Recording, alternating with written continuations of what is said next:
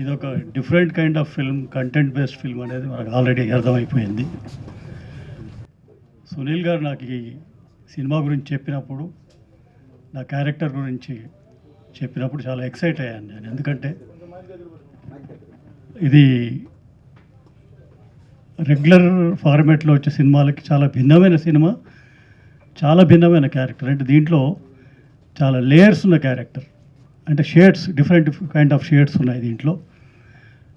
అంటే ట్రాన్స్జెండర్ ఉండే ప్రతి ఫ్యామిలీలో ఒక రియాలిటీ ఏదైతే ఉంటుందో అది ఈ క్యారెక్టర్లో కనిపిస్తుంది. తర్వాత సమాజంలో మార్పు కోరుకోవడం కోసమే ఈ సినిమా తీయడం జరిగింది. అంటే వాళ్ళ జెండర్ ఈక్వాలిటీ కావచ్చు, తర్వాత ఫైటింగ్ ఫర్ ది రైట్స్ కావచ్చు, డిస్క్రిమినేషన్ గురించి కానీ, తర్వాత లాలో కూడా there are lot of lapses as far as the transgenders are concern. So దాని గురించి టోటల్గా వాళ్ళ లైఫ్ గురించి తీసిన సినిమా ఇది. దీంట్లో ఫాదర్ అనే వరకు, అంటే నేను చాలా సినిమాలు ఫాదర్ క్యారెక్టర్స్ చేస్తున్నాను, కానీ సబ్జెక్టే డిఫరెంట్ కాబట్టి క్యారెక్టర్ కూడా డిఫరెంట్గా ఉంటుంది. బిగినింగ్లో అంటే ఇది ఒక జాడ్యం అని చెప్పాలి సొసైటీలో. ఏంటంటే ఎటువంటి చైల్డ్ అయినా యాక్సెప్ట్ చేస్తారు, కానీ ఒక ట్రాన్స్జెండర్ అనే చైల్డ్ని యాక్సెప్ట్ చేయడం చాలా కష్టంగా ఉంది సమాజంలో. ఎందుకంటే ఈ సొసైటీలో ఉండే ఈ ప్రాబ్లమ్స్ వల్ల, అంటే వాళ్ళు ఈ సోషల్ స్టిగ్మా వల్ల భయపడి పేరెంట్స్ వాళ్ళని తరిమేయడం జరుగుతుంది. సో నా క్యారెక్టర్ కూడా అలాగే ఉంటుంది. కానీ సునీల్ గారు ఏం చేశారంటే అసలు ఏం కావాలి, ఎటువంటి మార్పు రావాలి సమాజంలో, ఎటువంటి రైట్స్ వీళ్ళకి కావాలి, ఎటువంటి ఈక్వాలిటీ కావాలి, ఒక గౌరవం అనేది ఎట్లా కావాలి వాళ్ళకి అనే దాన్ని ఉద్దేశించి సినిమా తీశారు. కాబట్టి నా క్యారెక్టర్ ద్వారానే ఫైనల్గా ఒక మెసేజ్ అనేది ఇప్పించారు సినిమాలో. అదేంటంటే అసలు మార్పు అనేది ఇంట్లో మొదలవ్వాలి. Parents have to accept their child. అది జరిగిన రోజు సొసైటీలో కూడా మార్పు అనేది వస్తుంది. అంటే పేరెంట్స్ యాక్సెప్ట్ చేయనప్పుడు సొసైటీ ఎందుకు యాక్సెప్ట్ చేస్తుంది? కాబట్టి మార్పు అక్కడ స్టార్ట్ కావాలి. సో నా క్యారెక్టర్లో కూడా షేడ్స్ ఏముంటాయంటే, బిగినింగ్లో ఆ చైల్డ్లో ఇటువంటి మార్పులు ఇవన్నీ గమనించినప్పుడు ఒక వేదనకు గురవడం, సొసైటీని ఫేస్ చేయడం కష్టంగా ఫీల్ అవ్వడం, అట్లా కొట్టడం, చైల్డ్ని కొట్టడం, ఇంటి నుంచి తరిమేయడం, ఇవన్నీ జరుగుతాయి. దీని తర్వాత ఫైనల్గా ఏంటంటే ఆ అమ్మాయి వెళ్ళి, అంటే అమ్మాయికి ట్రాన్స్ఫార్మ్ అయ్యి వాళ్ళ కమ్యూనిటీకి వాళ్ళ రైట్స్ కోసం ఫైట్ చేయడం, ఇదంతా చూసి పశ్చాత్తాపడతాడు ఫాదర్. పశ్చాత్తాపడి నేను తప్పు చేశాను, నా కూతురే కదా, నా చైల్డే కదా, నేను యాక్సెప్ట్ చేయాల్సింది, ఇట్లా బయటికి పంపిస్తే ఆ అమ్మాయి ఏమైపోయింది, ఎట్లా బతికింది అసలు ఇన్ని రోజులు, తర్వాత తను సొసైటీకి ఎదురు నిలిచి తనంటూ ఒక ఐడెంటిటీ క్రియేట్ చేసుకుని తన కమ్యూనిటీ కోసం ఫైట్ చేస్తుందని మళ్ళీ ఆ అమ్మాయి దగ్గర రావడం జరుగుతుందన్నమాట. సో ఫైనల్గా ఇచ్చే మెసేజ్ ఏంటంటే అసలు మార్పు అనేది ఇంట్లో స్టార్ట్ అవ్వాలి. Parents should accept this kind of children. అప్పుడు సొసైటీ కూడా యాక్సెప్ట్ చేస్తుంది అనేది నా character. So I been very lucky to get this role. Sunil గారికి thank you so much sir for choosing me for this character. నాకు ఒక different kind of experience. ఎందుకంటే ఒక 30 people రియల్ ట్రాన్స్జెండర్స్ యాక్ట్ చేశారు సినిమాలో. Heroine Hima is a transgender. So it's different kind of experience for me. యాక్టర్గా అందరూ చాలా చేస్తుంటాం, కానీ ఇది మాత్రం ఒక వండర్ఫుల్ ఎక్స్పీరియన్స్ అని చెప్తాను నేను. ప్లస్ వాళ్ళ పట్ల నాకు ఒక అభిప్రాయం అనేది లేకుండా ఉండేది. అంటే అందరిలాగానే సొసైటీలో అందరం చూస్తుంటాం, వాళ్ళని మర్చిపోతాం తప్ప, ఒక ఇన్డెప్త్గా అసలు ఏంటి వాళ్ళ లైఫ్ ఏంటి, ఎట్లా వాళ్ళు డే టు డే లైఫ్ ఎట్లా లీడ్ చేస్తారు, ఎన్ని కష్టాలు ఉంటాయి వాళ్ళకి, ఎంత డిస్క్రిమినేషన్ గురవుతారు, ఎంత చీదరింపులు, ఇవన్నీ తట్టుకొని వాళ్ళకి పైగా ఇన్కమ్ సోర్స్ అనేది ఉండదు. They have to beg to earn meal. So అటువంటి కండిషన్లో వాళ్ళని సపోర్ట్ చేసుకుంటూ నిలబడము, ఎటువంటి ఫెసిలిటీ ఉండదు వాళ్ళకి, అయినా కూడా ఎదురొడ్డి నిలబడి వాళ్ళ గుర్తింపు కోసం ఫైట్ చేయడం అనేది గొప్ప విషయం ఉంది. ఈ సినిమా అంతా కూడా దాని గురించే. Thank you so much. అందరికీ నమస్కారం. ప్రత్యేకంగా మీడియా మిత్రులందరికీ కూడా మీరందరు రావడం ఒక చెప్పుకోవడానికి మామూలుగా సినిమా అనాలి, కానీ ఒక చిన్న సినిమా అని చెప్పడానికి కూడా బాధగా ఉంది. ఒక చిన్న సినిమా కోసం మీరందరు రావడం అనేది చాలా హ్యాపీగా ఉంది. Thank you so much. Me encouragement ఇలాంటి సినిమాకి చాలా అవసరం. మదర్, ఒక మదర్ క్యారెక్టర్ అని చెప్పారు. ముందు హీరోకి మదర్ అన్నారు, సగం సినిమా అయ్యాక హీరోయిన్కి మదర్ అన్నారు.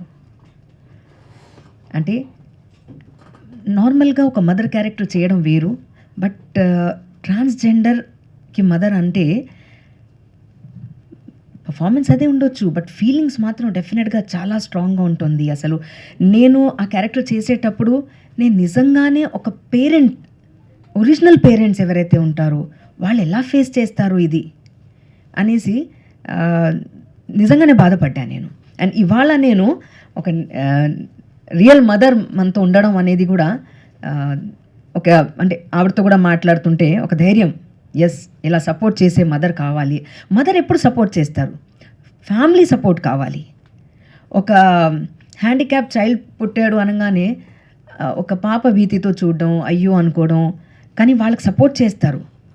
అందరు చూసే వాళ్ళు కూడా అయ్యో అనుకుంటారు, కానీ పేరెంట్స్ కూడా చాలా సపోర్టివ్. ఎందుకంటే హెల్త్ బాగాలేదు, ఇది కూడా హెల్త్ కండిషనే కదా, వాళ్ళు సృష్టించింది కాదు, ఇది దేవుడు సృష్టించింది. సో దాన్ని ఎందుకు మనం యాక్సెప్ట్ చేసుకోలేకపోతున్నాము జనాల్లో? చిన్నప్పటి నుంచి నాకు గుర్తుంది, చప్పట్లో కొట్టి వస్తున్నారు అనగానే అదేదో సరదాగా ఒక ఎంటర్టైన్మెంట్ లాగా చూసేవాళ్ళం మేము చాలా చిన్నగా ఉన్నప్పుడు. తర్వాత వాళ్ళకి ఇది ఒక ప్రాబ్లం వాళ్ళు ఫేస్ చేస్తోంది అనేది. వాళ్ళకి జాబ్స్ ఉండవు, ఎడ్యుకేషన్ ఎక్కడికి వెళ్ళినా కూడా డిస్క్రిమినేషన్ జరుగుతూ ఉంటుంది వాళ్ళకు. సో ఇవన్నీ ఆలోచిస్తే ఫస్ట్ యాక్సెప్ట్ చేయాల్సింది నిజంగా పేరెంట్స్.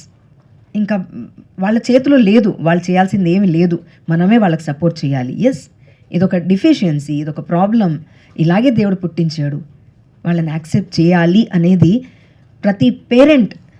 అంటే ఇలా చైల్డ్ ఉంటే మాత్రం దయచేసి పేరెంట్స్ ముందు యాక్సెప్ట్ చేస్తేనే సొసైటీ యాక్సెప్ట్ చేస్తుంది. వాళ్ళ ఫైట్ చేస్తున్నారు, వాళ్ళ ఈక్వాలిటీ కోసం లీగల్ బ్యాటిల్ చేస్తూనే ఉన్నారు పాపం. బట్ కొన్నిసార్లు మీ అందరి ముందు చెప్తున్నాను, కొన్నిసార్లు నేను చూశాను ఒరిజినల్ ట్రాన్స్జెండర్స్ కాకుండా కూడా రోడ్ మీద వచ్చేసి వాళ్ళు కూడా ఇలా చప్పట్లు కొట్టి అడగడం చేస్తుంటారు. అంటే ఈ విధంగా కూడా కడుపులు కొడతారా అన్నట్టుగా అనిపిస్తుంది. అరే వాళ్ళకు ఉన్నది అలా వెళ్ళి పాపం వాళ్ళు మాకు వేరే ఉద్యోగం లేదు కాబట్టి మేము ఇలా అడుక్కుంటున్నాము అనేదే ఆలోచిస్తేనే చాలా బాధగా ఉంటే, ఒరిజినల్ ట్రాన్స్జెండర్స్ కాకుండా జెంట్స్ వెళ్ళి చీర కట్టుకొని వేరే ఉద్యోగం చేసుకోవచ్చు, కానీ వాళ్ళు కూడా రోడ్ మీద వచ్చేసి వీళ్ళకి ఇబ్బంది పెట్టడం అనేది బాధాకరంగా అనిపిస్తోంది. సో అదొకటే కాదు, మాతో పాటు ఇంకో క్యారెక్టర్ ఉండడం నిజంగా నాకు అసలు ఎంత బోల్డ్గా ముందుకొచ్చి మాట్లాడడం అనేది. గే అనగానే మన ఇండియాలో అది కూడా యాక్సెప్ట్ చెయ్యం మనం. నేను బయట కంట్రీస్కి వెళ్ళినప్పుడు అక్కడ చాలా సింపుల్గా వాళ్ళు ఎవరిని డిస్టర్బ్ చేయరు, వాళ్ళ బాడీ లాంగ్వేజ్తో అర్థమైపోతుంది. బట్ సొసైటీ బాగా యాక్సెప్ట్ చేసింది వాళ్ళని కూడా. ఇటు ట్రాన్స్జెండర్ అయినా గే అయినా కూడా వాళ్ళని సొసైటీ యాక్సెప్ట్ చేశారు. మన ఇండియాలోనే ఇది జరుగుతోంది. సో దానికోసమే ఈ ఫైట్ అంతా ఒక కోర్టులో జరిగిన డ్రామా, వీళ్ళతో రియల్ లైఫ్లో జరుగుతున్న టెన్షన్స్ అన్నీ తీసుకొచ్చేసి ఒక మంచి సబ్జెక్ట్ని, ఒక మంచి రియాలిటీ వీళ్ళు ఎలా ఫేస్ చేస్తున్నారు, చాలామందికి తెలియని విషయం ఇది. సో ఇంత బ్యూటిఫుల్ సబ్జెక్ట్ని, అంటే ఎప్పుడు ఒక డిఫరెంట్ సబ్జెక్ట్ తీసుకొస్తారు సునీల్ గారు. సో అలాగే ఈ సబ్జెక్ట్ తీసుకురావడం, అలాగే నా కో ఆర్టిస్ట్ అందరు కూడా వీళ్ళందరితో నేను వర్క్ చేయడం చాలా హ్యాపీగా ఉంది నాకు. నా కొడుకు కూడా వచ్చాడు ఇవాళ, నా కూతురు కూడా వచ్చింది ఇవాళ. సో ఇద్దరు ఉన్నారు. నేను చాలా I really feel blessed to be a part of this movie. నిజంగా చాలా హ్యాపీగా అనిపిస్తుంది, గర్వంగా అనిపిస్తుంది. చేసేటప్పుడు కూడా చాలా కంఫర్టబుల్గా వర్క్ చేసేటప్పుడు కూడా సునీల్ గారు చాలా క్లియర్గా ఎక్స్ప్లెయిన్ చేసి ఇలా కాదు ఇలా ఉండాలి ఇలా ఉండాలి అనేసి సీన్స్ కూడా ఆర్టిస్ట్ని చాలా కంఫర్టబుల్ ఫీల్ అయ్యేటట్టు చాలా స్మూత్గా మేము షూటింగ్ చేయగలిగాము. And I'm really blessed. ఇవాళ సార్ మీతో పాటు నేను స్టేజ్ షేర్ చేసుకోవడం అనేది నా అదృష్టంగా భావిస్తున్నాను. Thank you so much. And Chakrapani గారు నిజంగా ఒక మంచి కో ఆర్టిస్ట్ నాకు.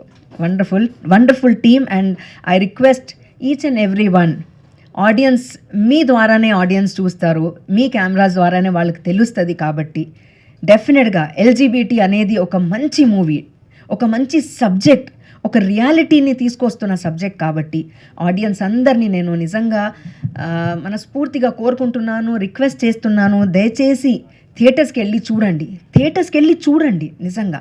అంటే కంపేర్ చేయకండి ఒక సినిమా, ఒక పెద్ద సినిమా, ఈ సినిమా ఇందులో సూపర్ స్టార్ లేరు, ఇందులో ఒక పెద్ద హీరోయిన్ లేదు, కాదు. Subject it self is a hero, subject it self is a heroine. ఆ సబ్జెక్ట్ కోసం మీరు వెళ్ళాలి. అసలు యాక్టింగ్ అనేది జీవితంలో చేస్తాను అని అనుకొని తను యాక్టింగ్ చేసింది. సో ఇవన్నీ మీరందరూ ఎంకరేజ్ చేయాలి అండ్ థియేటర్కి వెళ్ళి చూడాలి అని మనస్ఫూర్తిగా కోరుకుంటున్నాను. Thank you so much. Vikas, నేను ఇందులో మోహిని చైల్డ్హుడ్ రోల్ ప్లే చేశాను. ఈ రోల్ చేస్తూ ఉంటే వాళ్ళు చిన్నప్పటి నుంచి ఎంత స్ట్రగుల్ అయ్యారు అండ్ వాళ్ళ ప్రాబ్లమ్స్ ఏంటివి అని చేస్తూ ఉంటే నాకు చాలా అర్థమైంది. అండ్ రియల్గానే ఇలాంటి మూవీని అందరూ ఎంకరేజ్ చేయాల్సింది. ఎప్పుడైనా ఇలాంటి సినిమా చూసి వాళ్ళని అర్థం చేసుకోవాల్సింది అంత ఆడియన్స్ పైన డిపెండ్ అయి ఉంటుంది. అండ్ రీసెంట్గా ఈ మధ్య సొసైటీలో కూడా చాలా చూస్తున్నాం, వాళ్ళ పైన బ్యాడ్ ఒపీనియన్ క్రియేట్ అవుతుంది. అండ్ ఈ సినిమా చూశాక తప్పకుండా మీ అందరి ఒపీనియన్ చేంజ్ అవుతుంది అనేసి నేనైతే అనుకోవడం కాదు, పక్కా చేంజ్ అవుతుంది. అండ్ నేను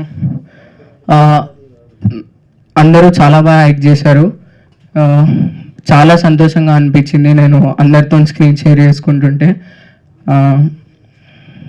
థ్యాంక్ యూ వెరీ మచ్. అందరూ చూడాలి. ఈ సినిమా June 19th రిలీజ్ అవుతుంది.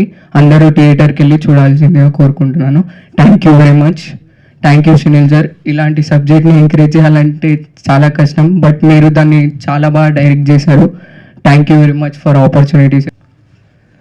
అందరికీ నమస్కారం. నా పేరు వంశీకృష్ణ. యాక్చువల్లీ ఈ సినిమాలో నేను నెగిటివ్ రోల్ చేశాను. నాకు ఇది ఫస్ట్ మూవీ అనమాట.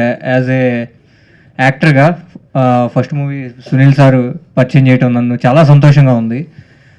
నాకు సునీల్ సార్ని ఇంట్రడ్యూస్ చేసిన FM బాబాయ్ గారికి నేను చాలా కృతజ్ఞత చెప్పుకుంటున్నానండి. ఎందుకంటే ఇలాంటి గొప్ప సినిమాలో నన్ను ఒక మంచి పాత్రని ఇవ్వటం అనేది నాకు చాలా సంతోషంగా ఉంది. అండ్ ఇక్కడ ఇంతమంది పెద్దలతో యాక్ట్ చేయడం అనేది నాకు అసలు నేను నమ్మలేకపోతున్నాను. ఇంకొక విషయం ఏంటంటే అండి, నేను చాలా గొప్పగా చెప్పుకోవాల్సింది, నేను ఇప్పటి వరకు 3 ట్రాన్స్జెండర్స్తో 3 సినిమాల్లో యాక్ట్ చేశాను. ఫస్ట్ సినిమా హిమా గారు అయితే, రెండో సినిమా కూడా నా రెండో సినిమా హర్షిని మేకల అని చెప్పి తను కూడా ఒక ట్రాన్స్ ఉమెన్. అండ్ రీసెంట్గా శ్రీహరి గారు వాళ్ళ అబ్బాయిది మూవీలో కూడా ప్రియాంక సింగ్ గారితో 3వ కాంబినేషన్ అనమాట. ఇట్లా 3 ట్రాన్స్జెండర్స్తో నాకు అంటే ఈ అనుబంధం ఏంటో నాకు తెలియదు.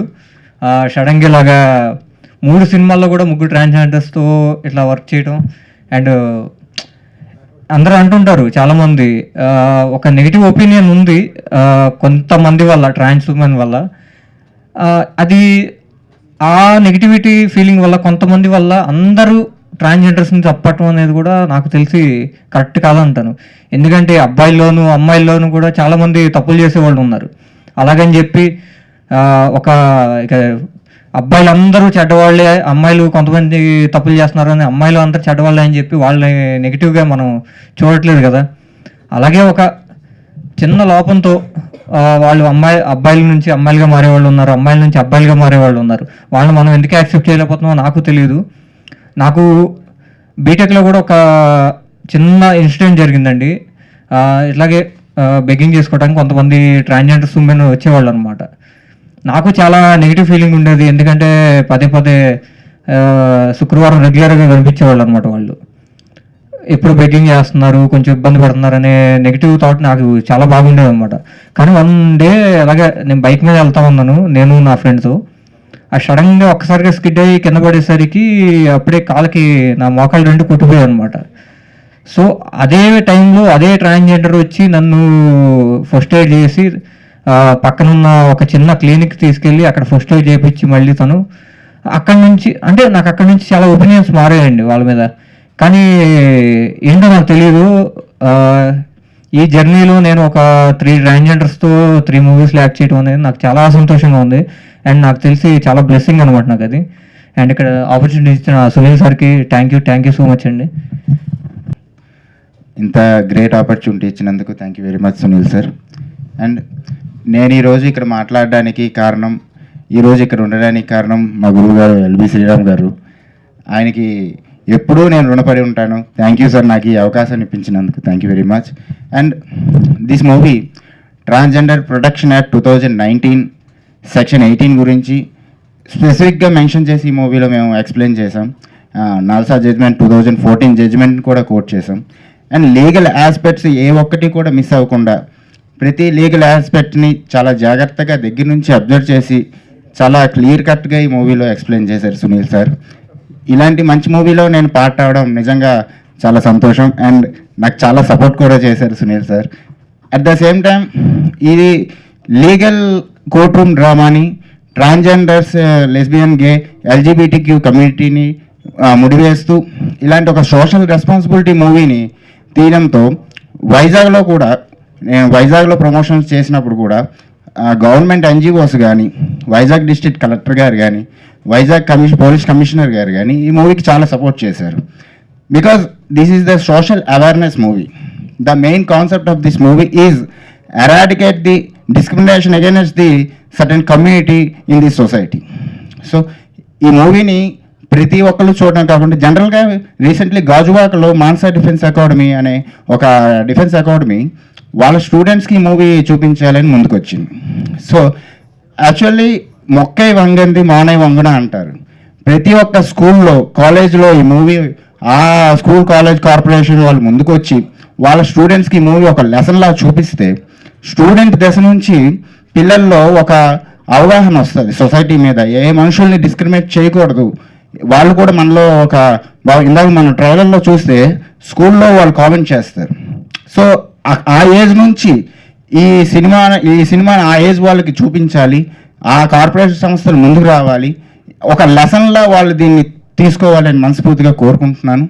అండ్ ఇలాంటి మంచి అవకాశాన్ని నాకు ఇచ్చినందుకు, గ్రేట్ యాక్టర్స్తో వర్క్ చేసే అవకాశాన్ని నాకు ఇచ్చినందుకు చాలా thanks Sunil sir. I'm always with you. అన్ని సినిమాలో నన్ను పార్ట్గా చేసుకోండి సార్ ప్లీజ్. అయితే నాకన్నా ముందు చాలామంది ఇండస్ట్రీకి సంబంధించిన వ్యక్తులు కూడా మాట్లాడారు. నేను కూర్చున్నప్పుడు ఆలోచిస్తున్న ఒక విషయం, ఇక్కడ వేదిక మీద ఉన్న వాళ్ళు ఎంత మనస్ఫూర్తిగా, వేదిక మీద ఉన్న వాళ్ళందరూ ఎంత మనస్ఫూర్తిగా అంటే మేము ఈ షూటింగ్ చేసేటప్పుడు చాలా తక్కువ పరిచయం అనమాట. ఎందుకంటే షూటింగ్ చేసే డేట్స్లో మేమున్న రోజు మేడం అలాగే సార్ గారు లేరు, సో ఎల్బి గారు ఉన్నారు. సో కొన్ని సీన్స్లోనే మేము కనెక్ట్ అయ్యాం, కొన్ని సీన్స్లో కనెక్ట్ అవ్వలేదు. ఎప్పుడైతే ఈ సినిమా రిలీజ్ అనుకున్నప్పుడు మేమందరం ఒక చోటకి కలిసినప్పుడల్లా మా ఇంటరాక్షన్ దొరికినప్పుడు వారు మమ్మల్ని ఎంత మనస్ఫూర్తిగా రిసీవ్ చేసుకున్నారో మేము కూడా అంతే మనస్ఫూర్తిగా రిసీవ్ చేసుకున్నాం.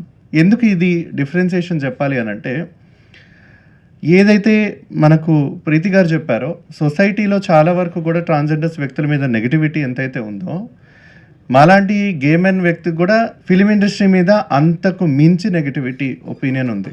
ఎందుకు అనంటే ఎప్పుడో మన మడ వెంకటేశ్వర దగ్గర నుంచి చూడు పిన్నమ్మ, పాడుబుల్లోడు అలాంటి సినిమాస్ దగ్గర నుంచి ఇప్పుడు వస్తున్న పెద్ద పెద్ద స్టార్ హీరోస్ వరకు కూడా గే క్యారెక్టర్ అంటేనే ఒక అసహ్యమైన ప్రవర్తన, ఒక లిప్స్టిక్ వేసుకొని ఒక పర్వర్షన్ బిహేవియర్ తోటో మీద పడిపోయి ఎక్కడెక్కడో ముట్టేసుకుంటూ తాకేసుకుంటూ ఒక వ్యక్తిని ఇబ్బందికర సిచ్యువేషన్ని క్రియేట్ చేసినటువంటి వ్యక్తి ఒక గే అన్న ఒక స్టాంపు గుద్ది ఇండస్ట్రీలో ఎంత ప్రజల్లోకి నెగిటివ్గా తీసుకెళ్ళాలి ఆడియన్స్లో కంటే అంతవరకు తీసుకెళ్లారు.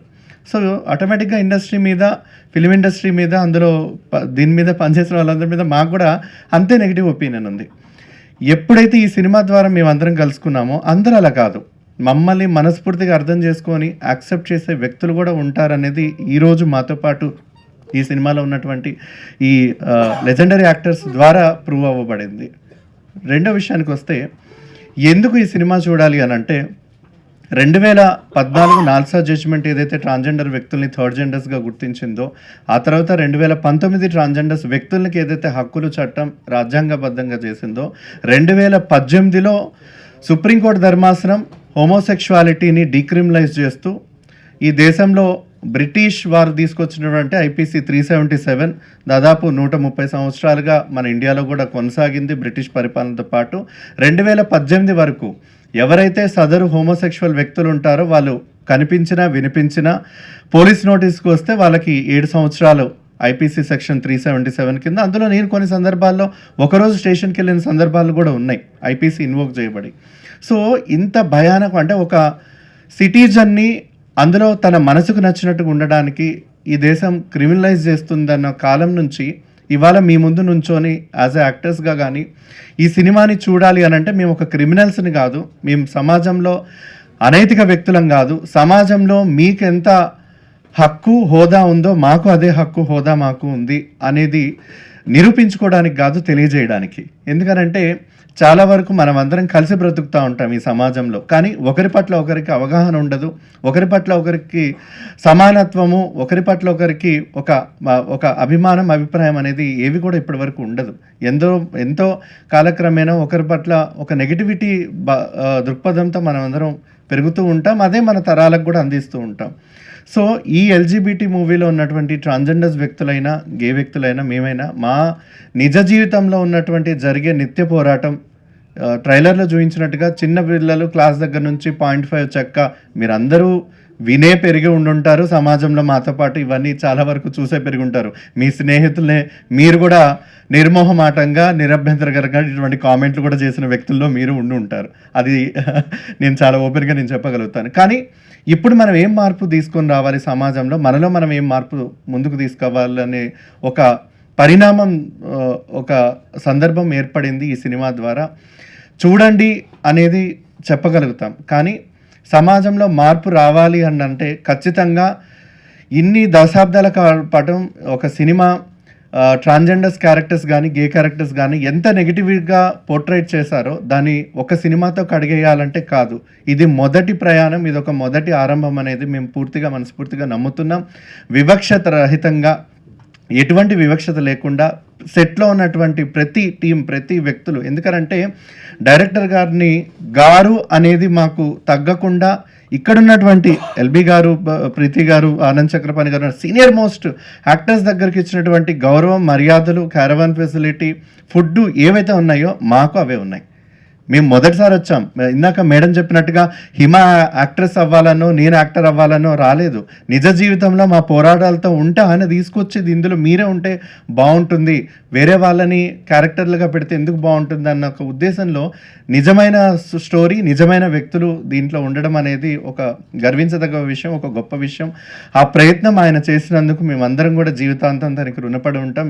ఇది సినిమా చరిత్రలోనే ఒక హిస్టారిక్ మూమెంట్. ఎందుకు చెప్తున్నానంటే భారతదేశం సుప్రీంకోర్టు తరఫున ఎన్నో జడ్జ్మెంట్స్ వచ్చాయి, కానీ ట్రాన్స్జెండర్స్ వ్యక్తులు వచ్చిన జడ్జ్మెంటు, హోమోసెక్షువల్ వ్యక్తుల మీద వచ్చినటువంటి జడ్జ్మెంటు చారిత్రాత్మకమని జడ్జ్మెంట్ ఇచ్చిన తర్వాత జడ్జిలందరూ కూడా క్షమాపణ కోరి మరి మిమ్మల్ని ఇన్ని సంవత్సరాలు బాధ పెట్టాం, వివక్షత గురి చేశాం, అందులో మేము ఉన్నామని క్షమాపణ చెప్తూ ఇచ్చినటువంటి తీర్పు. కాబట్టి సో ఇందులో నటించే వ్యక్తుల్ని కాకుండా జీవించే వ్యక్తుల్ని ఇందులో భాగస్వామ్యం చేయడం అనేది కూడా మరో చరిత్ర. సో ఈ చరిత్రకి మీరందరూ మీ కెమెరాల ద్వారా ప్రజలందరికీ తీసుకెళ్ళాలి అనేది మేము మనస్ఫూర్తిగా కోరుతూ భావిస్తూ ధన్యవాదాలు. పేరు హిమ, నేను ఒక ట్రాన్స్ ఉమెన్ని. ఎల్జీబీటీ లీగల్ బ్యాటిల్ అనే మూవీలో నాకు ఛాన్స్ ఇచ్చిన సునీల్ కుమార్ రెడ్డి సార్కి నేను చాలా రుణపడి ఉంటాను. ఎందుకంటే మా ట్రాన్స్జెండర్ కమ్యూనిటీ మొత్తాన్ని నా ద్వారా ఈ మూవీలో రీప్రజెంట్ చేయడం నేను చాలా ప్రౌడ్గా ఫీల్ అవుతున్నాను. అలాగే ఈ మూవీలో చాలా సీనియర్ యాక్టర్స్తో నేను స్క్రీన్ షేర్ చేసుకోవడం జరిగింది. ఎల్బి శ్రీరామ్ గారు, ఆనంద్ చక్రపాణి గారు, ప్రీతి నిగమ్ గారు, రాజు కేర్ గారు, ఎస్తర్ గారు, ఇలా ఇంకా చాలామంది ఉన్నారు. వాళ్ళతో స్క్రీన్ షేర్ చేసుకోవడము. అలాగే మా ట్రాన్స్జెండర్ కమ్యూనిటీ నుండి మా పెద్దవారు లైలమ్మ గారు కానివ్వండి, చంద్రముఖి గారు కానివ్వండి, సోనా రాథోడ్ గారు, వాళ్ళతో కూడా ఈ మూవీలో కలిసి యాక్ట్ చేయడం చాలా హ్యాపీగా ఫీల్ అవుతున్నాను. ఈ మూవీ జూన్ 19th థియేటర్స్లో రిలీజ్ అవుతుంది. అందరూ ఈ మూవీ చూసి ఆదరిస్తారని, మమ్మల్ని చూసే చూపులు, మా మీద ఉన్న వేరే అపోహలు కానీ అన్నీ వెళ్తాయని, ఈ మూవీ చూసిన తర్వాత మాకు చిన్న సపోర్ట్ కానీ ఏదన్నా వస్తుందని ఒక చిన్న హోప్తో ఇది మా ఫస్ట్ స్టెప్ లాగా అనుకొని ఈ మూవీ అందరు చూసి ఆదరిస్తారని, చిన్నపిల్లల నుండి పెద్దవాళ్ళ వరకు అందరూ ఈ మూవీ చూడాలని మనస్ఫూర్తిగా కోరుకుంటున్నాను. ఇప్పుడు ఇక్కడికి వచ్చిన మీడియా వాళ్ళందరికీ చాలా థ్యాంక్స్ అండి, మీ విలువైన టైంని మాకు ఇచ్చినందుకు. అందరికీ థ్యాంక్ యూ సో మచ్. ఇందు మూలముగా వాదోపవాదాలు పరిశీలించిన మీదట నేను ఇవ్వబోయే తీర్పు ఏంటంటే, డెఫినెట్గా మీరు ఈ సమాజానికి కానీ ఈ చిత్రసీమకు కానీ ఈ హ్యుమానిటీకి కానీ మీరు ఇచ్చే గొప్ప ట్రిబ్యూట్ ఏంటంటే థియేటర్లో వెళ్ళి చూడండి ఈ సినిమా. ఇది జడ్జిమెంట్ అయిపోయిన తర్వాత నేనేం మాట్లాడగలను ప్రయత్నిస్తాను. జడ్జి అంటే వినాలి, చూడడం కాదు, మాట్లాడడం కాదు. చిన్న చిన్నగా తీర్పులు ఇవ్వడాలు, అబ్జెక్ట్ చేయడాలు అలాంటివి తప్ప ఎక్కువ వినాలి, అర్థం చేసుకోవాలి, ఆచరణలో పెట్టాలి, ఆలోచించాలి. ఇవన్నీ జడ్జి యొక్క బాధ్యతలు. అలాంటి వేషం నిజంగా ఇది డైలాగ్ తక్కువ, అవుట్ స్టాండింగ్ పర్ఫార్మెన్స్ అంటాం. త్రూ అవుట్ సినిమా ఉంటాం కానీ రొమ్ము విరుచుకొని చెప్పేసే డైలాగులు అలా ఉండవు. ఒక రకంగా ఇది అండర్ ప్లే ఈ క్యారెక్టర్. నేను అండర్ ప్లే క్యారెక్టర్స్ చాలా తక్కువ వేసాను, అన్ని లౌడర్గా ఉంటాయి నా క్యారెక్టర్స్. చాలా బాగుంది. కావిడేసుకొచ్చిన క్యారెక్టర్ కానీ, అమ్మ 1వ తారీఖు కోర్టు సీన్లు అవి కానీ, అదే కోర్టులో నేను అంత అండర్ ప్లే చేయడం నాకే ఆశ్చర్యంగా అనిపిస్తుంది. మరి సొంత ఊరు అని ఒక గోచి పెట్టుకుని ఊరంతా కల తిరిగే, శ్మశానాల్లో తిరిగే ఒక క్యారెక్టర్ కానీ, ఇవన్నీ లౌడర్ క్యారెక్టర్స్. అలాంటి చోట నేను ఇంత సాఫ్ట్గా, ఎంత డిగ్నిఫైడ్గా, అంత పరిస్థితులను అర్థం చేసుకోవడానికి ప్రయత్నిస్తూ చేసే క్యారెక్టర్. ఆ రకంగా నాకు ఛాలెంజ్, నటుడిగా ఒక ఛాలెంజ్. ఇదేమో బెస్ట్ యాక్టర్ అవార్డు కొట్టే క్యారెక్టర్ కాదు, కానీ పెర్ఫామ్ చేయడం చాలా కష్టమైన క్యారెక్టర్. అటువంటిది నాకు ఇచ్చారు. నేను చిన్నప్పుడు మణిరత్నం గారి సినిమాలు చిన్నప్పటి నుంచి చూస్తూ నాకు అనిపించేది, ఏంటి నా తీసిన సబ్జెక్ట్ మళ్ళీ తీయడు, అన్నీ గొప్పగా ఉంటాయి, ప్రయోగాత్మకంగా ఉంటాయి, తీసుకున్న కథా వస్తువులు అన్నీ విపరీత ధోరణిలో ఉంటాయి. నేను చాలా ఆశ్చర్యపోయేవాడిని రైటర్గా ఉన్నప్పుడు. ఆ మణిరత్నం గారి దగ్గర నేను ఒక సినిమా కూడా చేయలేదు. No regrets.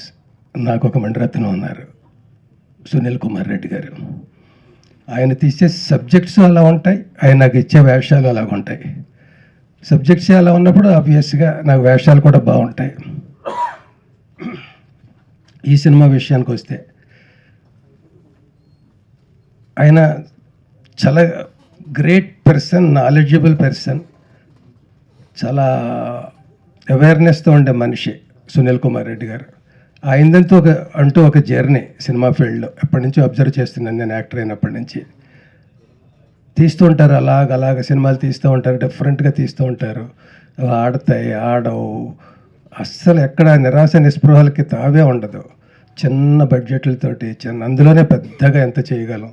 ఆ నమ్ముకున్న సబ్జెక్టు ప్రకారం టెక్కల రవీంద్రబాబు గారితో కలిసి ఆయన చేసిన ప్రయాణం చాలా పెద్దది, చిన్నది కాదు.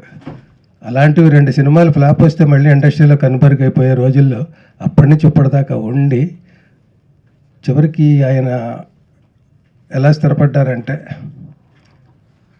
నేను నా సినిమాకి నేనే ప్రొడ్యూసర్ అనే స్థాయి నుంచి నాకు డబ్బింగ్ కూడా నేను ఇంకో చోటుకి వెళ్ళకూడదు, ఎడిటింగ్కి వెళ్ళకూడదు, అన్నీ నా థియేటర్లో జరగాలని ఒక చిన్న స్టూడియో కూడా ఏర్పాటు చేసుకుని, దానికి ఫీడింగ్ ఎలాగని ప్రాబ్లం లేదు. 365 రోజులు ఆయన సినిమా మనిషి. ఆఫీసులో కూర్చుంటే అదే సినిమా, ఏదో విభాగంలో ఆయన వర్క్ చేస్తూనే ఉంటాడు. అంటే సినిమా కంటే ముందు అలాంటి మనిషి గురించి మాట్లాడాలి. ఎంతమంది ఉన్నారు అలా చేసేవాళ్ళు? పెద్ద పెద్ద బడ్జెట్ సినిమాలు చేయొచ్చు, పెద్ద పెద్ద దర్శకులతో చేయొచ్చు. ఇలాంటి చిన్న సినిమాలు నాన్ స్టాప్గా జయాపజయాలతో సంబంధం లేకుండా ఇదే నా ఊపిరిని ప్రయాణం చేసేవాళ్ళు ఎంతమంది ఉన్నారు? వాళ్ళకి జయాపజయాలతో సంబంధం లేదు, చరిత్రలో మిగిలిపోయేది వీళ్ళే.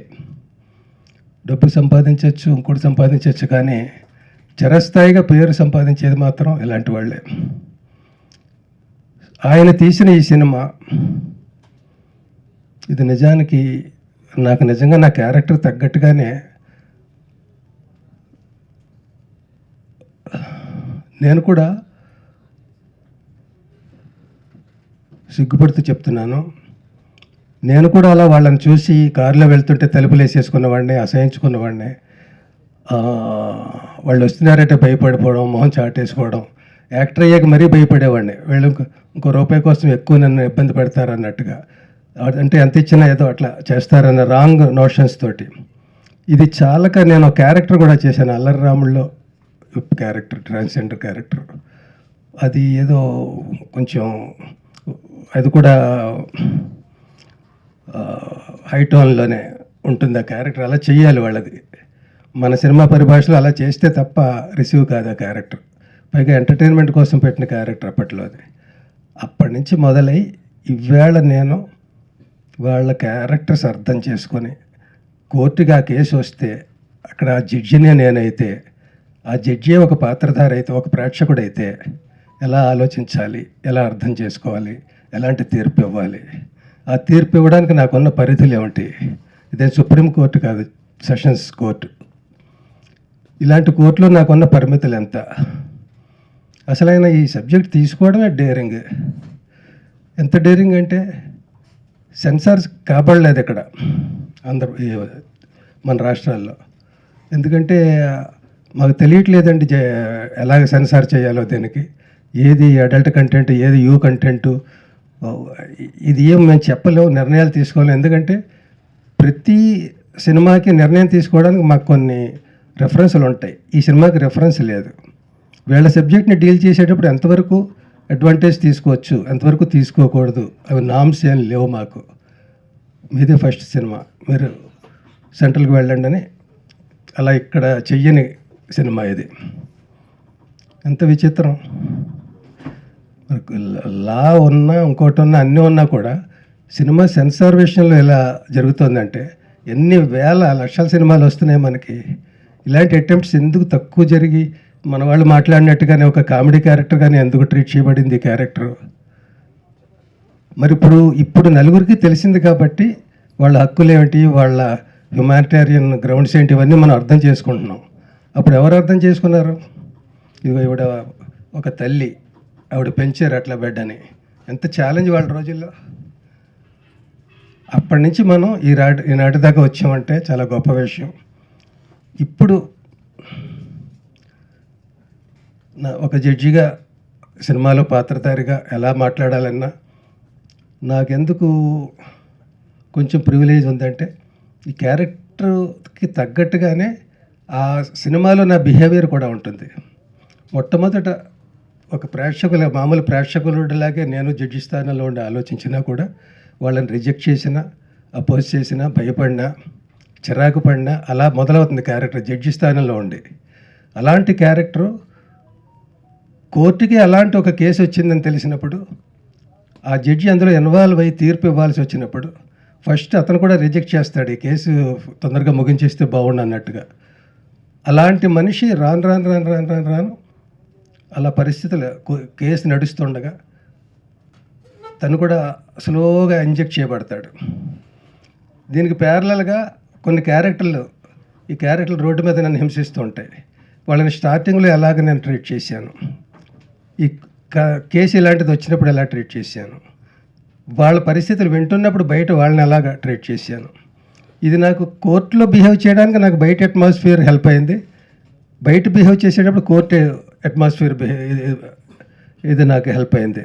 అలా చివరికి నేను వాళ్ళ ఇళ్ళకి వెళ్ళి, వాళ్ళ పర్సనల్ లైఫ్లోకి వెళ్ళి, వాళ్ళ ఫెస్టివల్స్ అవి నేను అందులో పార్టిసిపేట్ చేసి, నేను కూడా ఒక ప్రేక్షకుడిగా వాళ్ళ జీవితాల్లో రియల్ లైఫ్లో సినిమాటిక్గా కాదు అవి చూసి సినిమాల్లో కోసం వెళ్ళి పర్సనల్గా చూశాను. సినిమాల్లో సీన్లు ఉన్నాయి, అట్లా ఆ సీన్ల కోసం వెళ్ళి వాళ్ళతో గడిపాను నేను.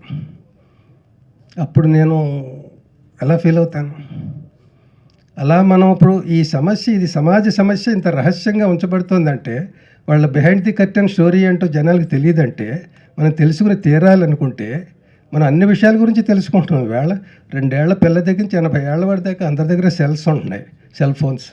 చూడొద్దన్న అందరూ చూసేస్తున్నారు. ఇంట్లోనే ఉండి ఈ సెల్ ఎలా ఉంటుంది, ఆ సెల్ అలా ఉంటుంది, ఇంకో సెల్ అలా ఉంటుంది, అక్కడే చూసేస్తున్నారు అందరూ, ఎవరికి కావాల్సింది వాళ్ళు. అలాంటిది ఈ సబ్జెక్ట్ ఎందుకు చూడరు? చూడొచ్చు, తప్పులేదు. చూస్తేనే ఎక్కువ అవేర్నెస్ ఉంటుంది. ఒక కష్టం నీళ్ళలో దూకినప్పుడే బయటికి ఎలా రావాలనేది మనకు తెలుస్తుంది.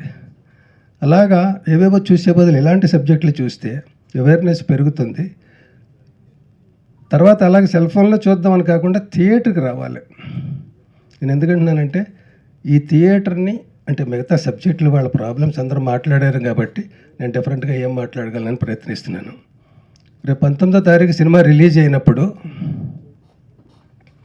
తర్వాత చూద్దాంలే ఎలాగో ఓటీటీకి వస్తుంది ఇలాంటి రాంగ్ నోషన్స్ కాకుండా రాక ఇలాంటి సబ్జెక్ట్ వచ్చినప్పుడు మన బాధ్యతగా మనం అలా బిహేవ్ చేయాలి. 19వ తారీఖుని సినిమాకి వెళ్ళిన వాళ్ళు హీరోయిన్లు నా దృష్టిలో. ఎందుకంటే లిమిటెడ్ థియేటర్స్లో టు స్టార్ట్ విత్ రిలీజ్ చేస్తున్నారు. ఇది పెద్ద 400 థియేటర్లు రిలీజ్ చేసే సినిమా కాదు కదా.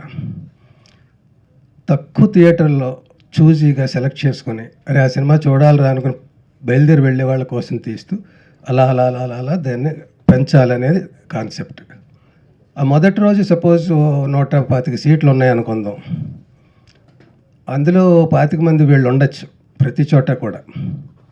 ఇద్దరు మన ఇంటికి వస్తున్నారంటేనే మనం తలుపులేసేసుకునే రోజుల్లో వాళ్ళ మధ్య కూర్చుని సినిమా చూడడం ఒక హీరోయిజం. అది మన మగతనం అంటే. అంతే తప్ప వాళ్ళు అయిపోయాక చూద్దాం లేకపోతే ఇంట్లో చూద్దాం అంటే మనం మగాళ్ళమే కాదు, మనం అసలు సమస్యను ఫేస్ చేయలేం. అప్పుడు సిగ్గుపడాలి నిజంగా. ఇలాంటి సినిమా చూడకపోయినా పర్వాలేదు కానీ వాళ్ళ మధ్య చూడలేకపోతున్నాం అనేది ఉంటే అది ఇంక సిగ్గుపడాల్సిన విషయం. కాబట్టి ఓపెనింగ్స్ బాగుంటే ఈ 40 థియేటర్లలో 400 థియేటర్లు అవుతుంది ఈ సినిమా కూడా. దాన్ని చేయాల్సిన బాధ్యత మన అందరిది. థియేటర్స్ వాళ్ళ మధ్యలో కూర్చుందాం. నేను యాక్ట్ చేసిన వాళ్ళు వెళ్ళకెళ్ళాను. నేను మీకంటే పెద్ద తోపునే, పెద్ద ఆర్టిఫిషియల్గా జీవితాన్ని గడిపిన వాడిని. నేను వెళ్తా, మీరు కూడా రండి సరదాగా. అన్ని చోట్ల అందరూ కూడా అలాగే చూద్దాం. సో ఇంక మిగతా విషయాలన్నీ మాట్లాడినవే. అదృష్టం అవకాశం ఉంటే పెద్ద సక్సెస్ మీట్లో మళ్ళీ చాలా మాట్లాడాలి. ఈ సినిమా వరకు ఒక ఇద్దరికి ఎక్కువ నేను అభినందించాలి. కుడి భుజం ఎడం భుజంలో ఆయనకి వెన్నుదన్నుగా ఉన్న ప్రతాప్ కో డైరెక్టర్ మా రమణ. ఈ ప్రతాప్ అనుక్షణం ఆయన అంటిపెట్టుకుని నుండి కాపు కాస్తే ఈ రమణ అనే అతను ఎంత వర్క్ చేశాడు. అతని లాయర్షిప్ కానీ, లాయర్గా అతని ప్రొఫెషన్ కానీ, అతని ఈ సినిమా మీద ఉన్న అతని ప్యాషన్ కానీ ఎక్కడో శ్రీకాకుళంలో ఉంటాడు, హైదరాబాద్ సెంటర్లో ఉంటాడు. ఇప్పటికీ అక్కడ ఉండి ఉద్యోగం చేసుకుంటూ సినిమా మీద అంత ప్యాషన్తో అతను ఎలా పరిచయం అయ్యాడో కానీ అతని పేరు రమణ. పూర్తి పేరు ఇప్పటికీ నాకు తెలియదు. మేమిద్దరూ ఏ సినిమాలోనూ పోనీ ఎల్బి అనే సినిమా ఏం రాలేదు ఇండస్ట్రీలో. సాక్షి రంగారావు అనిపించుకోవడానికి సాక్షి సినిమా రాలేదు, వచ్చింది. అలాంటిది రాలేదు ఇక్కడ. ఎల్బి అనే సినిమా రాకపోయినా అతని పేరు ఎల్బి రమణని పెట్టుకున్నాడు. ఏంటో మరి రాగానే గురువు అంటాడు. ఏమిచ్చానో గురువు తెలియదు నాకు. సో ఆ రకంగా అతన్ని అభినందిస్తున్న అతను ఈయన ఆర్డర్స్ ప్రకారం ఎంతమందిని కలిసి ఎన్ని మీటింగులు, ఎన్ని లీగల్గా కానీ ఇంకోటి కానీ మినిస్టర్లని, ఎమ్మెల్యేలని, సోషల్ వర్కర్స్ని, పెద్ద వాళ్ళందరినీ కలిసి అలా దూసుకెళ్ళిపోయాడు. అంతే. ఈయన చెప్పడం ఆలస్యం అని చేసేయడం. చాలా కష్టపడ్డాడు. అందరి కష్టం ఫలించి ఇలాంటి సినిమాలు ఇవి హిట్ అయితే మా మణిరత్నం గారి దగ్గర మాకు మంచి మంచి వేషాలు ఇంకా వస్తాయి. అవన్నీ చేస్తాను. నేను నిజంగా మనస్ఫూర్తిగా ఉంటానండి. మనమే మణిరత్నం, కమల్ హాసన్. Thank you. ఇందు మూలంగా వాదోపవాదాలు పరిశీలించిన మీదట నేను ఇవ్వబోయే తీర్పు ఏంటంటే, డెఫినెట్గా మీరు ఈ సమాజానికి కానీ, ఈ చిత్రసీమకు కానీ, ఈ హ్యుమానిటీకి కానీ మీరు ఇచ్చే గొప్ప ట్రిబ్యూట్ ఏంటంటే థియేటర్లో వెళ్ళి చూడండి సినిమా. ఇది జడ్జిమెంట్ అయిపోయిన తర్వాత నేనేం మాట్లాడగలను ప్రయత్నిస్తాను. జడ్జి అంటే వినాలి, చూడడం కాదు, మాట్లాడడం కాదు. చిన్నగా తీర్పులు ఇవ్వడాలు, అబ్జెక్ట్ చేయడాలు అలాంటివి తప్ప ఎక్కువ వినాలి, అర్థం చేసుకోవాలి, ఆచరణలో పెట్టాలి, ఆలోచించాలి. ఇవన్నీ జడ్జి యొక్క బాధ్యతలు. అలాంటి వేషం నిజంగా ఇది డైలాగ్ తక్కువ, అవుట్ స్టాండింగ్ పర్ఫార్మెన్స్ అంటాం. త్రూ అవుట్ సినిమా ఉంటాం కానీ రొమ్ము విరుచుకొని చెప్పేసే డైలాగులు అలా ఉండవు. ఒక రకంగా ఇది అండర్ ప్లే ఈ క్యారెక్టర్. నేను అండర్ ప్లే క్యారెక్టర్స్ చాలా తక్కువ వేసాను. అన్ని లౌడర్గా ఉంటాయి నా క్యారెక్టర్స్. చాలా బాగుంది. కావిడ వేసుకొచ్చిన క్యారెక్టర్ కానీ, అమ్మ 1వ తారీఖు కోర్టు సీన్లు అవి కానీ, అదే కోర్టులో నేను అంత అండర్ ప్లే చేయడం నాకే ఆశ్చర్యంగా అనిపిస్తుంది. మరి సొంత ఊరు అనే ఒక గోచి పెట్టుకుని ఊరంతా కల తిరిగే, శ్మశానాల్లో తిరిగే ఒక క్యారెక్టర్ కానీ, ఇవన్నీ లౌడర్ క్యారెక్టర్స్. అలాంటి చోట నేను ఇంత సాఫ్ట్గా, ఎంత డిగ్నిఫైడ్గా, అంత పరిస్థితులను అర్థం చేసుకోవడానికి ప్రయత్నిస్తూ చేసే క్యారెక్టర్. ఆ రకంగా నాకు ఛాలెంజ్, నటుడిగా ఒక ఛాలెంజ్. ఇదేమో బెస్ట్ యాక్టర్ అవార్డు కొట్టే క్యారెక్టర్ కాదు, కానీ పెర్ఫామ్ చేయడం చాలా కష్టమైన క్యారెక్టర్. అటువంటిది నాకు ఇచ్చారు. నేను చిన్నప్పుడు మణిరత్నం గారి సినిమాలు చిన్నప్పటి నుంచి చూస్తూ నాకు అనిపించేది, ఏంటి నా తీసిన సబ్జెక్ట్ మళ్ళీ తీయడు, అన్నీ గొప్పగా ఉంటాయి, ప్రయోగాత్మకంగా ఉంటాయి, తీసుకున్న కథా వస్తువులు అన్నీ విపరీత ధోరణిలో ఉంటాయి. నేను చాలా ఆశ్చర్యపోయేవాడిని రైటర్గా ఉన్నప్పుడు. ఆ మణిరత్నం గారి దగ్గర నేను ఒక సినిమా కూడా చేయలేదు. No regrets. నాకు ఒక మణిరత్నం ఉన్నారు, సునీల్ కుమార్ రెడ్డి గారు. ఆయన తీసే సబ్జెక్ట్స్ అలా ఉంటాయి, ఆయన నాకు ఇచ్చే వేషాలు అలాగ ఉంటాయి. సబ్జెక్ట్స్ అలా ఉన్నప్పుడు ఆబ్వియస్గా నాకు వేషాలు కూడా బాగుంటాయి. ఈ సినిమా విషయానికి వస్తే ఆయన చాలా గ్రేట్ పర్సన్, నాలెడ్జబుల్ పర్సన్, చాలా అవేర్నెస్తో ఉండే మనిషి సునీల్ కుమార్ రెడ్డి గారు. ఆయనతో ఒక జర్నీ సినిమా ఫీల్డ్లో ఎప్పటి నుంచో అబ్జర్వ్ చేస్తున్నాను నేను, యాక్టర్ అయినప్పటి నుంచి. తీస్తూ ఉంటారు, అలాగ సినిమాలు తీస్తూ ఉంటారు, డిఫరెంట్గా తీస్తూ ఉంటారు, ఆడతాయి, ఆడవు, అస్సలు ఎక్కడ నిరాశ నిస్పృహలకి తావే ఉండదు. చిన్న బడ్జెట్లతోటి అందులోనే పెద్దగా ఎంత చేయగలం, ఆ నమ్ముకున్న సబ్జెక్టు ప్రకారం టెక్కల్ రవీంద్రబాబు గారితో కలిసి ఆయన చేసిన ప్రయాణం చాలా పెద్దది, చిన్నది కాదు. అలాంటివి 2 సినిమాలు ఫ్లాప్ వస్తే మళ్ళీ ఇండస్ట్రీలో కనుమరుగైపోయే రోజుల్లో అప్పటి నుంచి ఇప్పటిదాకా ఉండి చివరికి ఆయన ఎలా స్థిరపడ్డారంటే,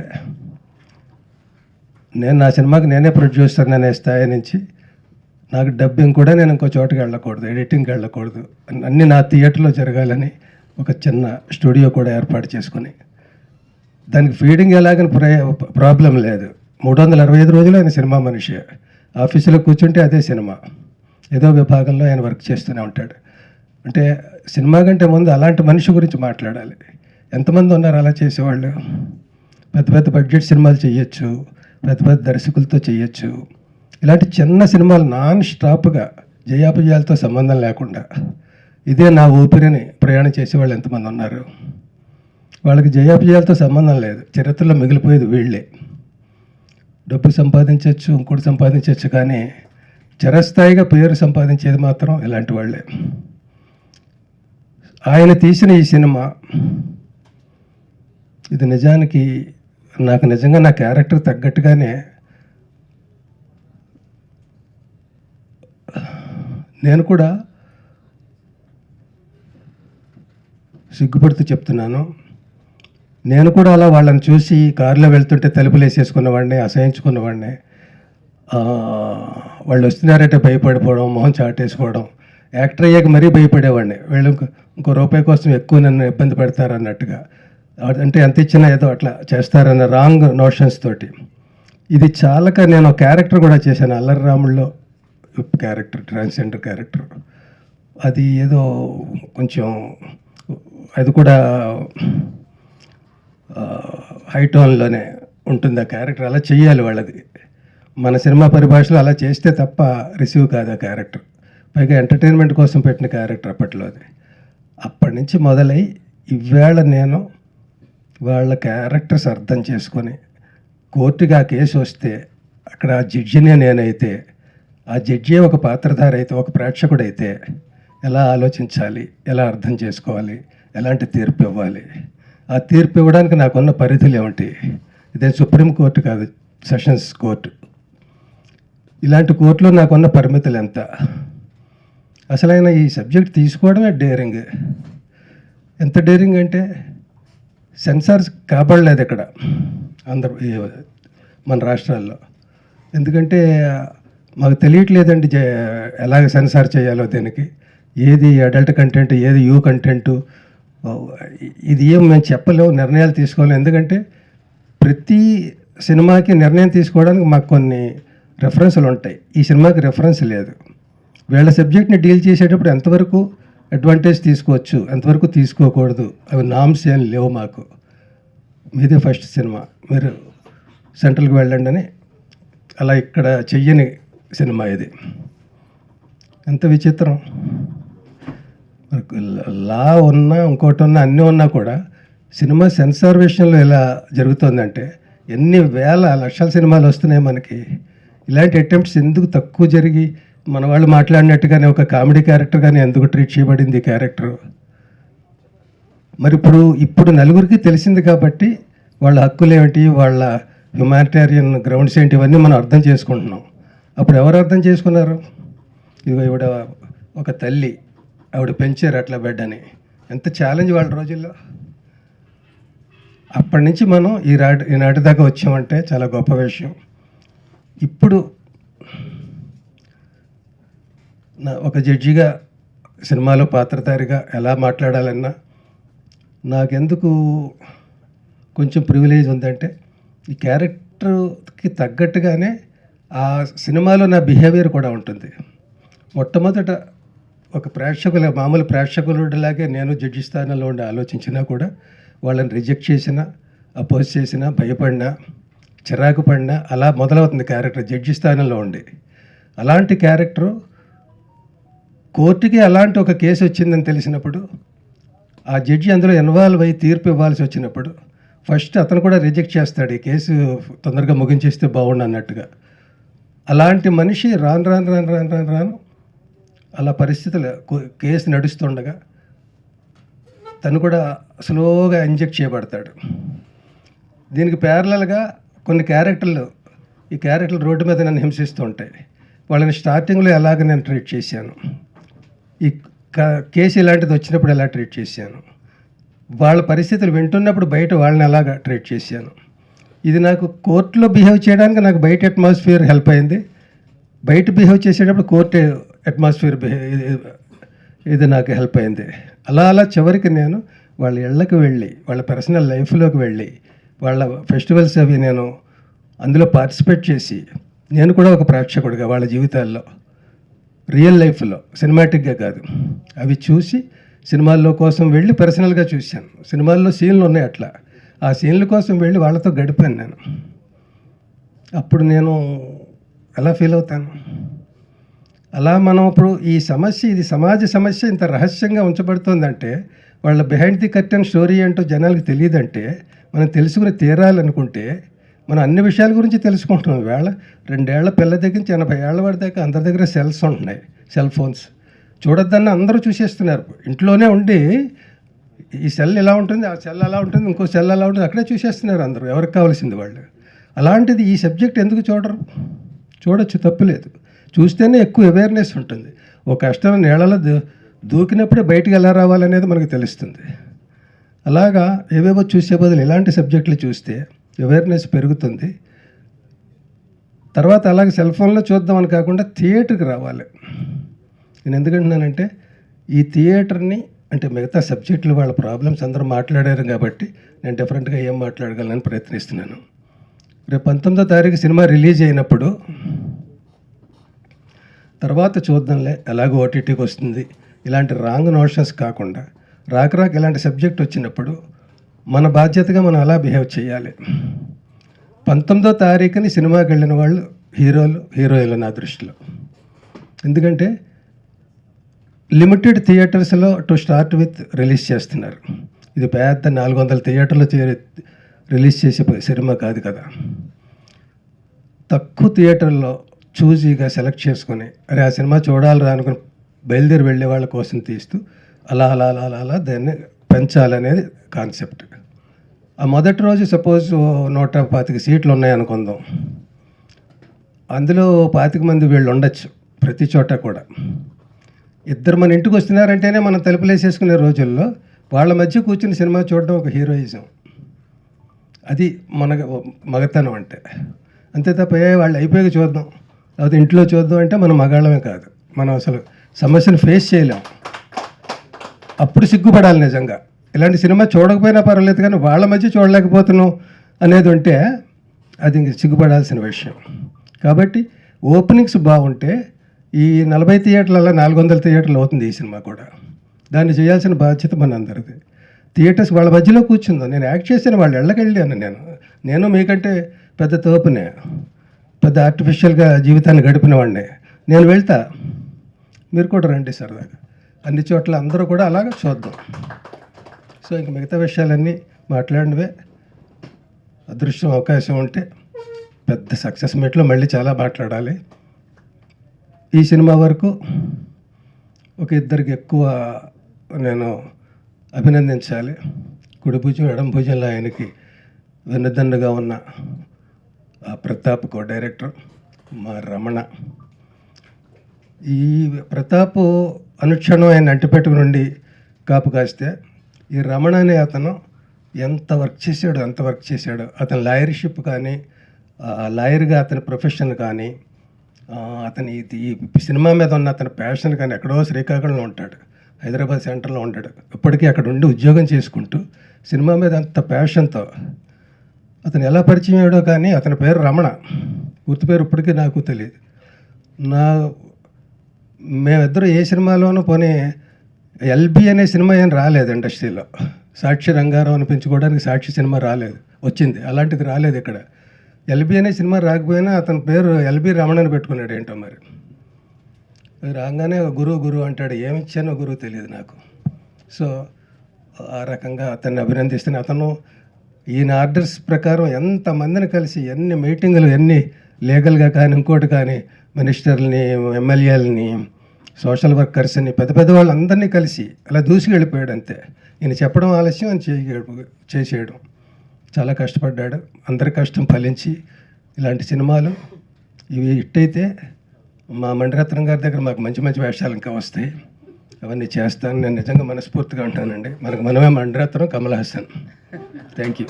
అందరి ద్వారా అపీల్ చేయాలనుకుంటున్నానండి. చాలామంది ఎన్జిఓస్ వీళ్ళందరూ కూడా ముందుకు వస్తూ ఉన్నారు. For example Radhika charitable trust నుంచి మేడం గారు కాల్ చేసి సినిమా గురించి తెలుసుకొని, నేను ఒక 1000 మెంబర్స్కి సినిమా చూపెడతానండి, కాలేజ్ పిల్లలందరికీ చూడాలి అని.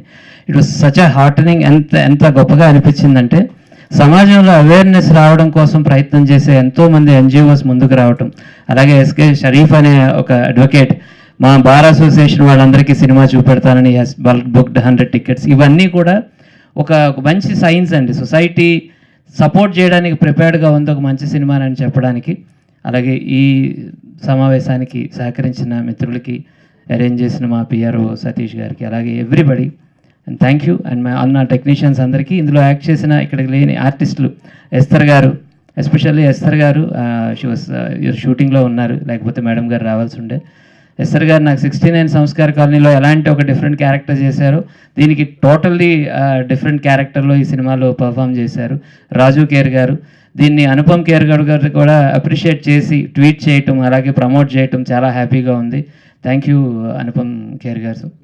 And thank you everybody.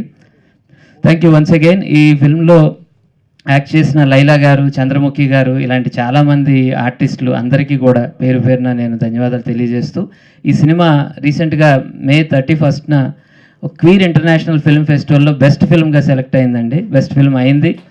And అది 31న మొన్నే జరిగింది. ఇప్పుడు అదే కాన్ఫిడెన్స్తో ఈ సినిమా కమ్యూనిటీకి అలాగే మెయిన్ స్ట్రీమ్ పబ్లిక్ కూడా నచ్చుతుంది అని ఆశిస్తూ, ఐ రిక్వెస్ట్ మా ఎగ్జిక్యూటివ్ ప్రొడ్యూసర్ బాపిరాజు గారు టు క్లోజ్ అండ్ ఈ సినిమా రిలీజ్ గురించి ఒకసారి చెప్పడం. బాపిరాజు గారు మాది చాలా సంవత్సరాల సుదీర్ఘ ప్రయాణం సార్. ఇందులో కేవలం నా డిస్ట్రిబ్యూటర్ ఎప్పుడు ఉంటారు, అది కాకుండా ఒక ఆర్టిస్ట్గా కూడా ఇందులో మంచి క్యారెక్టర్ చేయడం జరిగింది. ప్లీజ్ ఐ రిక్వెస్ట్ ఒక ఆర్టిస్ట్గా, ఒక ఎగ్జిక్యూటివ్ ప్రొడ్యూసర్గా ఈ సినిమా రిలీజ్ నేపథ్యం గురించి చెప్పి క్లోజ్ చేస్తారని కోరుకుంటున్నాను. వేదిక మీద ఉన్న అతిరథ మహారథులందరికీ నా హృదయపూర్వక నమస్కారాలండి. అలాగే మీడియా మిత్రులందరికీ కూడా నేను ప్రత్యేక ధన్యవాదాలు తెలియజేసుకుంటున్నాను. మేము చేసే ప్రతి కార్యక్రమంలో కూడా మీరు మీ వంతు సహాయం ఎల్లప్పుడూ చేస్తూ మమ్మల్ని ఈ స్థాయికి తీసుకురావడానికి మీరు అహర్నిశలు కృషి చేస్తున్నారు. మేము ఎంత చిన్న ప్రెస్ మీట్ పెట్టుకున్నా కూడా మీరు అందరూ వచ్చి మీ ఆశీర్వాదం మాకు ఇస్తున్నారు. మీకు ఎప్పుడు సర్వదా కృతజ్ఞతలమై ఉంటాం. ఇకపోతే సునీల్ కుమార్ రెడ్డి గారు, నేను, ఎక్కల రవీంద్రబాబు గారు ఎప్పుడు ముగ్గురం కలిసే ఉండేవాళ్ళం. మా దురదృష్టం మావాడు ఇప్పుడు లేడు, ఇప్పుడు మేమిద్దరమే. యాక్చువల్గా ఏదన్నా ఒక కథ అనుకున్నప్పుడు ముందుగా నేను సునీల్ గారు నాకు చెప్పడం, దాంట్లో మంచి చెడ్లు ఆలోచించుకోవటం, బాగుంది, ముందుకు వెళ్ళిపోవాలనుకోవటం ఎప్పుడు ఇలా జరుగుతూనే ఉంది. అలాగే ఈ సినిమా అనుకున్నప్పుడు ఈ కథ చెప్పిన వెంటనే నిజంగా గుండెలు బరువెక్కిపోయినాయి. అందరూ చెప్పినట్టుగానే చిల్లరకుర్చిట్టమ్మలో మాడాగారి క్యారెక్టర్ చూసినప్పుడు నవ్వుకున్నాం. అప్పుడు తెలియదు వీళ్ళ పెయిన్ ఏమిటో అప్పుడైతే నాకు తెలియదు. ఆ సినిమా నెంబర్ ఆఫ్ టైమ్స్ చూసాం, ఆనందం పడ్డాం. కానీ తదనంతరం అటువంటి క్యారెక్టర్లు చాలా వచ్చినాయి. ప్రతి సినిమాలో కూడా కామెడీ మాత్రమే పెట్టారు. కానీ ఈ సినిమాలో నవనాళ్ళు కృంగిపోయేలా ప్రతి సన్నివేశాన్ని చిత్రీకరించడం, అది ఎట్లా చెప్పాలో కూడా అర్థం కాని పరిస్థితుల్లో ఈ సినిమాని చూడటం జరిగింది. ఈ సినిమాలో ఇది సినిమా అనటం కంటే కూడా ఒక కుటుంబం అనటం అవసరమేమో అనుకుంటున్నాను. ఇది సినిమాగా కాకుండా మనలో ఒక పార్టు, ఈ మన కుటుంబంలో ఇది ఒక పార్టుగా. ఎందుకంటే 100 సంవత్సరాల క్రితం కొంతమందిని గుళ్ళోకి రానిచ్చేవారు కాదు. తదనంతరం ఒక మహానుభావుడు రావటం వల్ల వాళ్ళందరినీ గుళ్ళోకి రానిచ్చారు.